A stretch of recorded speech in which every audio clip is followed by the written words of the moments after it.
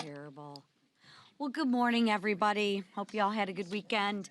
Let me be clear and start off with saying that Democrats didn't just cause inflation, they lit the match, they watched it burn, and then they poured gasoline on the flames. They buried families under regulations, spent trillions on pet projects, and railed against American paychecks to appease who? Their radical base. And Americans will never forget who did that because we will continue to remind them.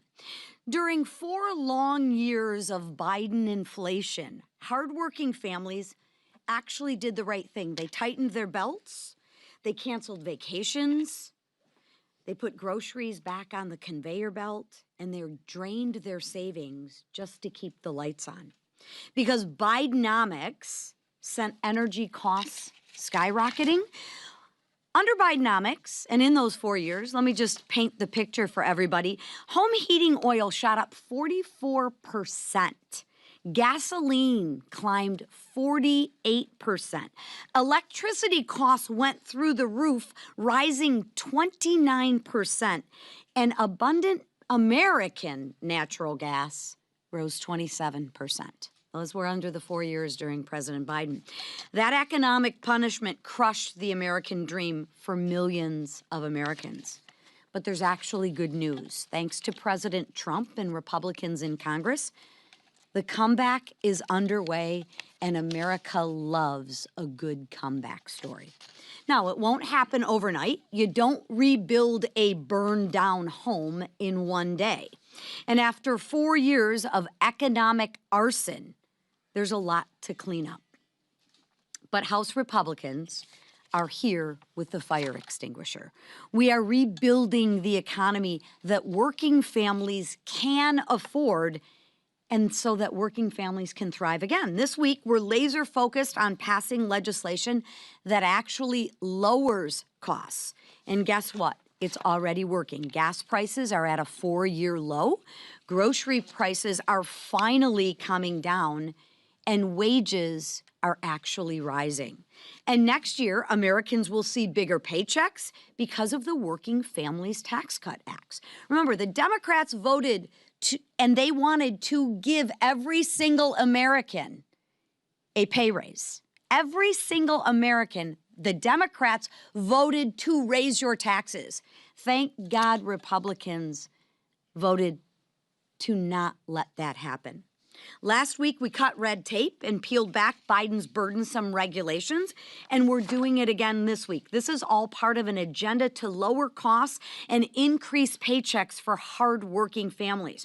Real reforms to roll back Washington's overreach and put the power back where it belongs, with the workers, with the families, and with actually the job creators. Government in Washington doesn't need more power. We actually believe that the power lies with the people, unlike the Democrats who want to tell you what to do, when to do it, how to do it. The Democrats believe they are a better steward of your money than you are. We don't believe that. That's why we're putting the power back in your hands. And what are Democrats doing? Again, you think they're going to vote to lower costs? I don't think so. I think the Democrats will vote against giving you bigger paychecks. I think the Democrats will vote against relief for American families. They're fanning the flames of the crisis that they ignited, right? So we will continue our work without them. And watch how they vote, right? We will continue our work without them, because asking Democrats to fix inflation is like asking an arsonist to join the fire department. This week, we'll vote to lower electricity prices, secure supply chains, and modernize permitting to make energy more affordable again. Because House Republicans are cleaning up Bidenomics, ending Biden inflation, and restoring an America that is strong and respected again. We are restoring an America that is affordable and prosperous again for every single hardworking family. And another piece of important legislation that will be on the floor this week is the NDAA. And I don't think there's anyone better here to talk about it than a Representative Kiggins. So right now, I yield to Representative Kiggins. Thank you. Well, good morning. I'm Congresswoman Jen Kiggins, and I proudly represent Virginia's 2nd Congressional District. I'm also a Navy veteran, former helicopter pilot, a Navy spouse, and now a proud Navy mom. So it's certainly a privilege to be here today to talk about this year's National Defense Authorization Act, which should see a vote on the floor today. This is over $900 billion of money that we can send to our warfighters and to our military families. There's a large chunk of that's dedicated to ships, submarines, aircraft, the actual warfighting resources and tools that we need to just exemplify peace through strength throughout the world. That part can't be overstated. We've done so much with this administration just to reprioritize peace through strength. That's how we keep peace in the world, is by being that deterrent, by being that strong fighting force, but also taking care of our military families and our men and women in uniform. We did so much good work last Congress with the Quality of Life Task Force, and we continued that work into this year's NDAA. We looked at pay raises. We gave a 3.8% pay raise to our servicemen and women. We looked at housing. We put $1.5 billion back into housing infrastructure improvements. We know that there's a lot of room for improvement there, and I'm thankful that the Secretary of War has prioritized a task force to specifically look at where we are housing our men and women. We looked at child care. We have money specifically dedicated to new child care facilities. We looked at DoD education. We've pressing on DODEA to look at things like no cell phones in schools that are on military installations. There's a lot of money in there for health care that we want to make sure we're providing good health care for our men and women who serve and their families. We put other things in there for licensures to make it easy for providers to be able to serve our military community. And we even looked at things that were making it unifying the accession process, because we heard a lot of challenges with young people who want to serve, that they're being looked at differently for different types of medical history issues. So we changed those things. A lot of meaningful change. One of the things I'm most excited about is how we've prioritized our military Sea Lift Command. In the Navy, you know, we don't have as many ships as we probably should, and we're working on that shipbuilding exercise. But in the meantime, I have my military Sea Lift Command folks who are stepping up, who are civilian partners and providing that peace through strength on the seas. And we left them out a little bit of the discussion with the quality of life issues. So we included them back this time. We took out pay caps for military Sea Lift Command pay. We made sure that our military Sea Lift Command members could shop at the commissaries and exchanges. We're protecting our commissaries, making sure that they are available and there for our military families. So a lot of good things to take care of the people who serve, but then also that technology integration piece, the contract awarding, the procurement acquisition reform. We've done many, many good things to the tune of over $900 billion. So it's a privilege to have been a part of the team that put that together. It's a mission that we all share here in Congress on both sides of the aisle, of taking care of our military and making sure we remain the greatest in the world. Thank you so much. And with that. Thank you, Jen. Fraud, fraud, and more fraud. It seems like every day there is a new discovery of stolen taxpayer dollars in my home state of Minnesota. And who is smack dab in the middle of it? The self-acknowledged liar, incompetent, failed governor, and failed vice presidential candidate Tim Walz. But with the world now watching, Walz can no longer hide from accountability. I want to thank President Trump and his all-star administration for pursuing justice for the hardworking taxpayers of my state of Minnesota. Secretary Noem, Secretary Bessent, Secretary Duffy, FBI Director Patel, Administrator Loeffler, Dr. Oz, Stephen Miller, Border Czar Tom Homan, and even more in the Trump administration have sounded the alarm and taken action finally. On behalf of the people of Minnesota, thank you. In addition to exposing and eliminating rampant waste, fraud, and abuse, President Trump and House Republicans are delivering on our promise to restore affordability and opportunity for the American people.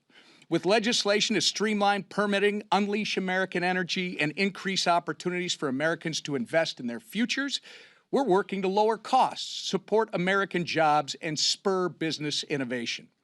In particular, the nonpartisan INVEST Act, led by Congresswoman Ann Wagner, is going to cut bureaucratic red tape. It's going to empower small businesses in this country and entrepreneurs. and give Americans more freedom to invest, build wealth, and save for the future. This will be another great week for America First Wins. And with that, I yield to our leader.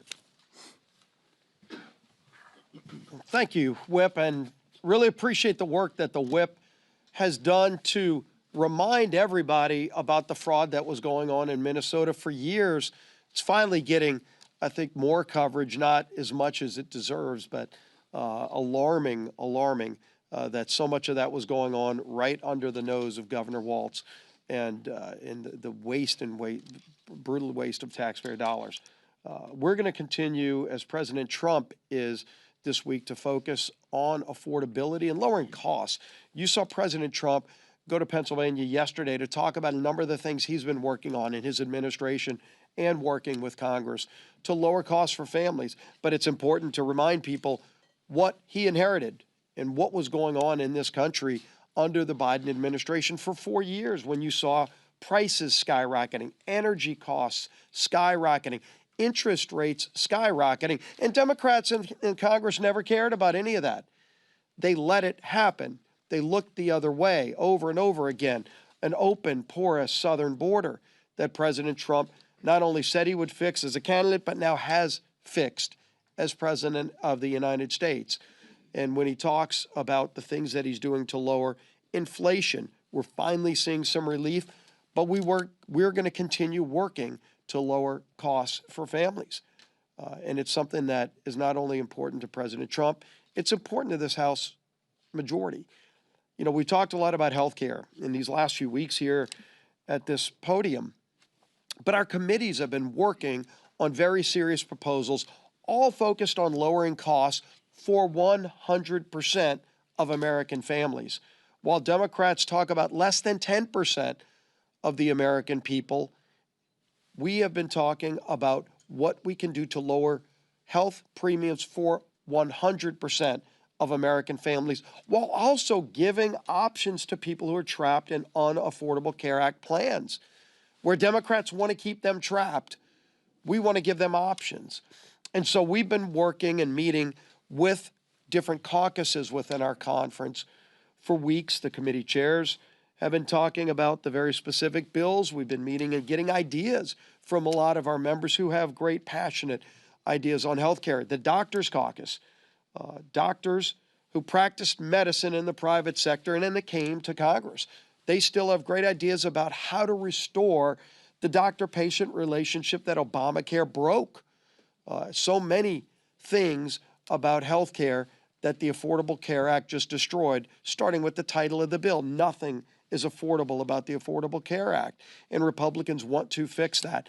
And so what we did today in our conference just a little while ago is had a really productive discussion about all those ideas that the committees have been working on, not just ideas, actual bills. And we are now focused on bringing a number of those bills to the floor next week that we have consensus on. There are still some areas that we don't have full agreement upon, and we're going to keep working on those.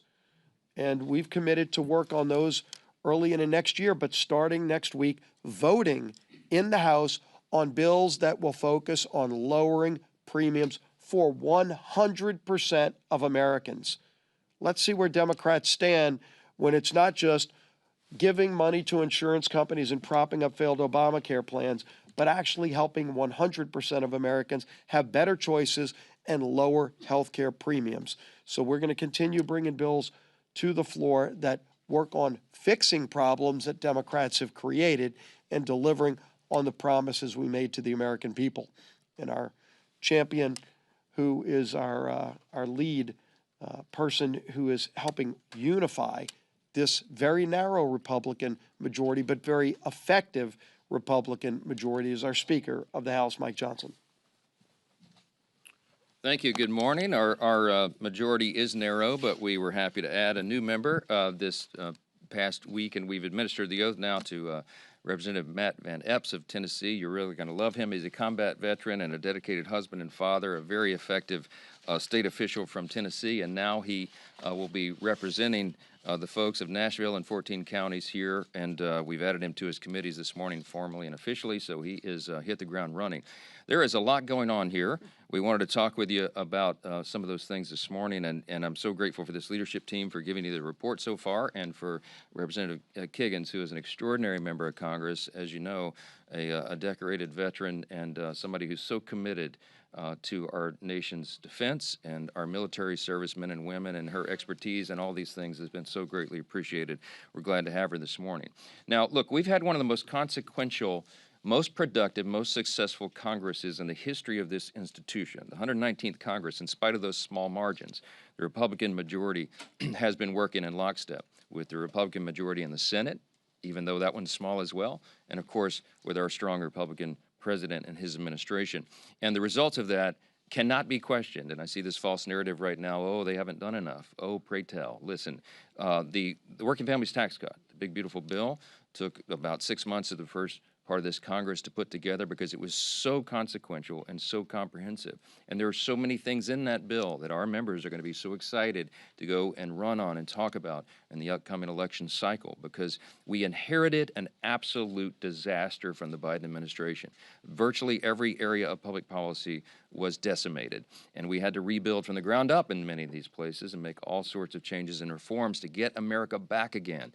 And we did, and we put it all in this one landmark piece of legislation that will have consequences for generations, and it will be seen and written by history to be one of the biggest things that the Congress has ever achieved. And among those things was an approach to beginning this affordability agenda, because remember, we inherited massive inflation from the previous administration. It's no secret affordability is a flashpoint, right, in recent weeks, and we had 4 catastrophic years of Bidenomics that we inherited.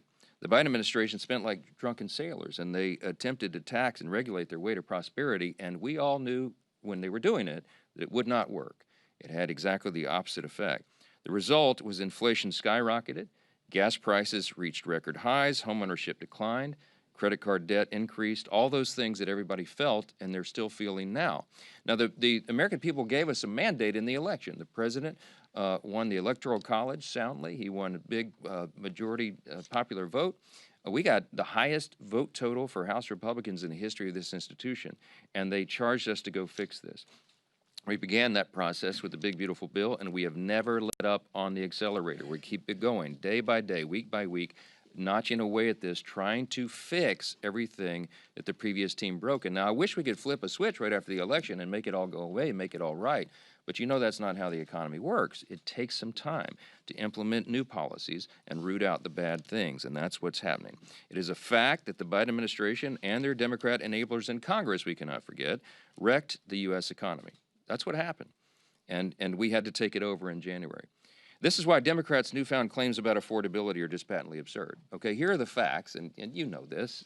Many of you don't write about it, but these are the facts, and they're undisputed. They broke the economy, and now they want to lecture to the American people about affordability. They opened our borders, and now they want to lecture to the American people about immigration border enforcement. They broke the American health care system. They caused premiums to skyrocket. And now they have the audacity to tell Republicans that the only way to save it is to throw hundreds of billions of dollars to health insurance companies, which would merely fuel a system that is rife with fraud, waste, and abuse. You cannot be an arsonist and a firefighter at the same time. That's the message for the Democrats. Let's be very clear about one thing. When the Democrats talk about health care affordability, okay, this catchphrase that they are talking about one thing and one thing only. They are talking about continuing handouts to big insurance companies. They have no ideas, they have no desire to fix the broken system they created. They just want to subsidize it. And subsidy is a big word. It means they're taking taxpayer dollars and funding a broken system. That is their entire affordability agenda in a nutshell. This agenda does not lower health care costs. All it does is hide the cost of the failed law, which we assume is the point. And their proposal, which is a 3-year extension of these enhanced subsidies, the Democrat COVID subsidies,